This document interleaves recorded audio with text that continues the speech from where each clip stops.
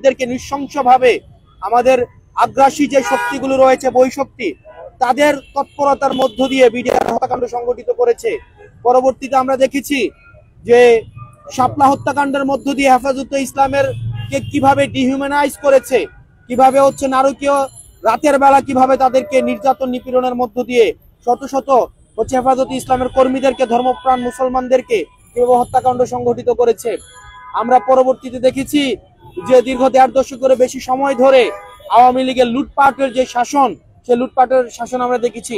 ভারতীয় আগ্রাসন বিরোধী যখন আমাদের মিছিল হয়েছে, আন্দোলন হয়েছে, সেখানেও আওয়ামী লীগ নির্যাতন নিপীড়ন চালিয়ে ব্রাহ্মণবাড়িয়া থেকে শুরু করে ঢাকা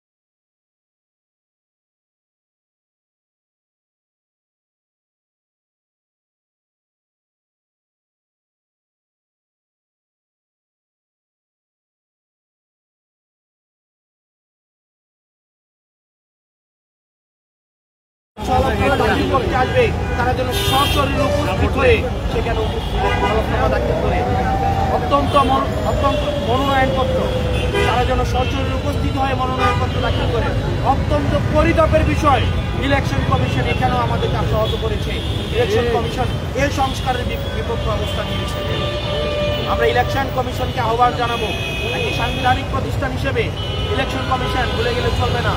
জুলাই গণঅভ্যুত্থানের পরবর্তী সময়ে ফেসিবাদ উত্তর বাংলাদেশের ইলেকশন কমিশনের গুরু দায়িত্ব নেওয়ার জন্য ইলেকশন কমিশনের কাছে দায়িত্ব অর্পণ করা হয়েছে। আমরা চাই একটা প্রপার ডেমোক্রেটিক ট্রান্সফরমেশনে, এই নির্বাচন সন্ধিক্ষণে ইলেকশন কমিশন আমাদের ইম্পার্শিয়াল এবং নির্মোহে এবং ইম্পার্শিয়াল একটি দায়িত্বের পরিচয় দিবে। সেই জায়গা থেকে ফেসিবাদের কোনো আচরণের মধ্য দিয়ে যদি মনে হয় ফেসিবাদী আওয়ামী লীগকে কোনোভাবে সহায়তা করছে, পৃষ্ঠপোষকতা দিচ্ছে, তাহলে ইলেকশন কমিশনকে ভুলে গেলে চলবে না। আমরা সেই প্রজন্ম, যে প্রজন্ম আওয়ামী লীগের গুলির সামনে দাঁড়িয়ে আমরা এই ফেসিবাদকে ঠেকিয়েছি। সুতরাং আমরা আবরার আলিফের উত্তরসূরি। সুতরাং যদি ফেসিবাদকে কোনোভাবেই ইনস্টিটিউশনালি, কোনোভাবে রাজনৈতিক পলিটিক্যালি, ইনস্টিটিউশনালি বা ইন্টালেকচুয়ালি কোনোভাবে আবার রিহ্যাবিলিটেট করার চেষ্টা করা হয়, আমরা সেটিকে অবশ্যই আমরা প্রাতিষ্ঠানিকভাবে আমরা বাংলাদেশের প্রতিটি নির্যাতিত নিপীড়িত মানুষের কাছে আহ্বান জানাবো। আমাদের আগামীকাল আমাদের বাইতুল মোকাররমের দক্ষিণ গেট থেকে আমরা আওয়ামী লীগ নিষিদ্ধের যে আমরা দাবি নিয়ে আমরা সম্মেলন করবো, সেটির অংশ হিসেবে আজকে আমরা গতকাল আমাদের কর্মসূচি আগে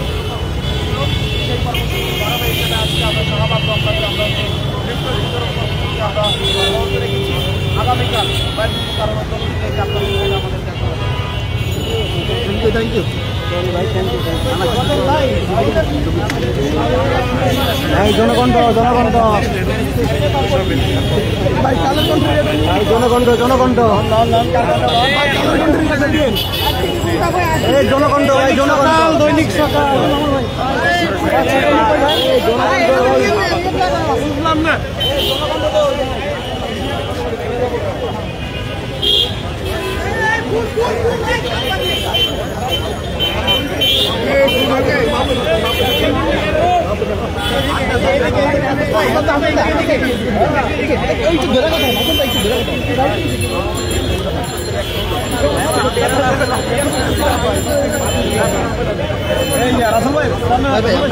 আপনার ছবি দেখেন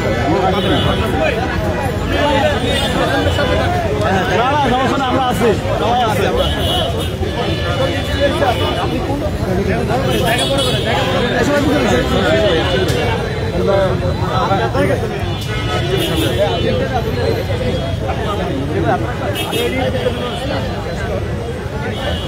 ভাই আপনি কে দিকে চান আপনাদের ছবিও পাবো আমরা এই সবাই প্লিজ যান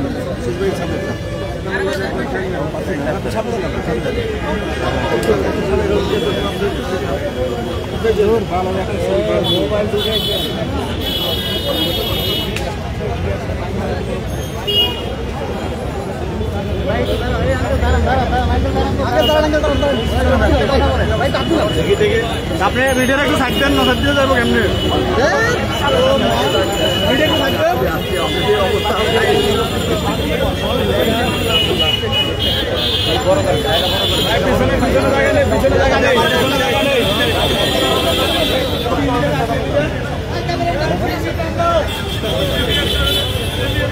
ভাই আমার মিটার বাইরে একটু সামনে আগে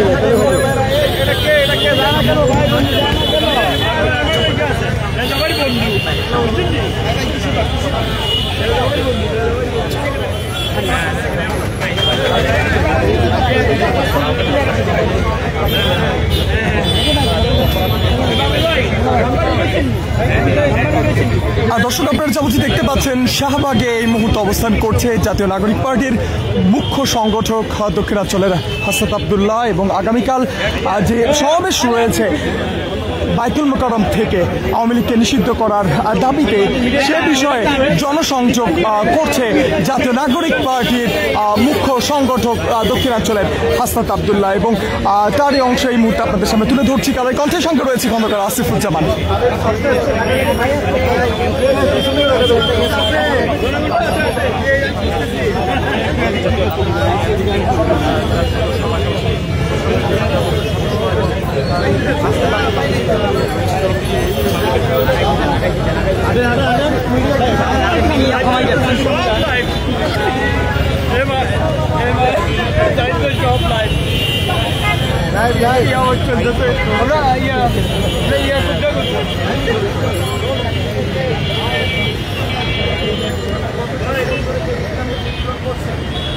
বিচারের জন্য আমরা বিক্ষোভ সমাবেশ করে বাইতুল মোকাররমের দক্ষিণ গেটে আমরা সবাই জুমার নামাজের পরে চলে আসবেন। জুমার নামাজের পরে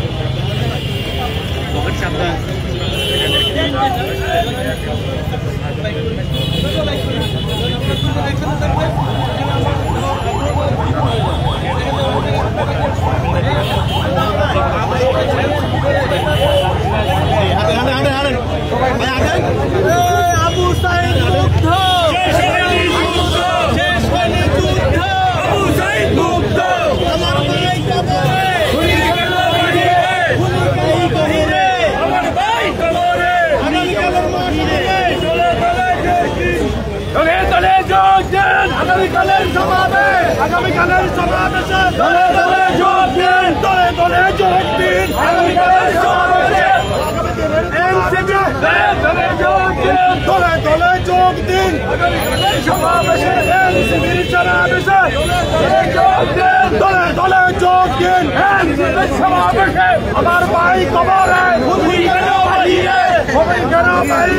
আমার ভাই কবরে সমাবেশে যোগ দিন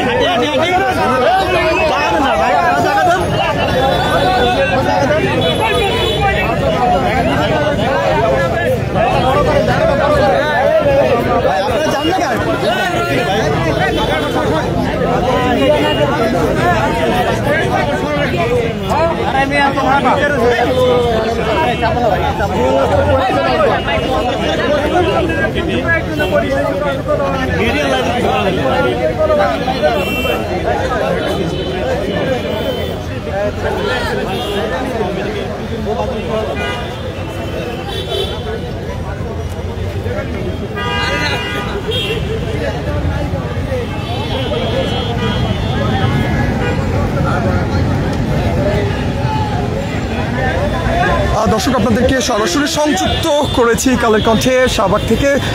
যেমনটি আপনারা দেখতে পাচ্ছেন, কালের যে সমাবেশটি রয়েছে বাইতুল মোকাররমে জাতীয় নাগরিক পার্টির, সেই সমাবেশকে কেন্দ্র করে জনসংযোগ করছেন জাতীয় নাগরিক পার্টির দক্ষিণাঞ্চলের মুখ্য সংগঠক হাসনাত আব্দুল্লাহ, এবং এই মুহূর্তে তিনি অবস্থান করছে রাজধানীর শাহবাগে ফুল মার্কেটে, এবং এখানে তিনি প্রতিটি দোকানে দোকানে যাচ্ছেন এবং যে এখানে উপস্থিত মানুষজনের সাথে কথা বলছেন। এবং আগামীকাল যে সমাবেশটি রয়েছে বাইতুল মোকাররমে, যেখানে আওয়ামী লীগকে নিষিদ্ধ করার দাবিতে এবং আওয়ামী লীগের যে বিচার, সেই বিচারের দাবিতে যে সমাবেশটি ডেকেছেন, সেই সমাবেশের প্রচারণায় এই মুহূর্তে হাসনাত আব্দুল্লাহ রয়েছেন। সেখান থেকে আপনাদেরকে সরাসরি সংযুক্ত করেছিলাম, সঙ্গে ছিলাম আমি খন্দকার আসিফুজ্জামান। দর্শক, সবার আগে সর্বশেষ খবর জানতে কালের কণ্ঠের পর্দায় চোখ রাখার আহ্বান জানিয়ে বিদায় নিচ্ছি। আবারও নতুন করে আপডেট নিয়ে হাজির হয়ে যাব। ততক্ষণ পর্যন্ত কালের কণ্ঠের সাথেই থাকুন। খন্দকার আসিফুজ্জামান, কালের কণ্ঠ, ঢাকা।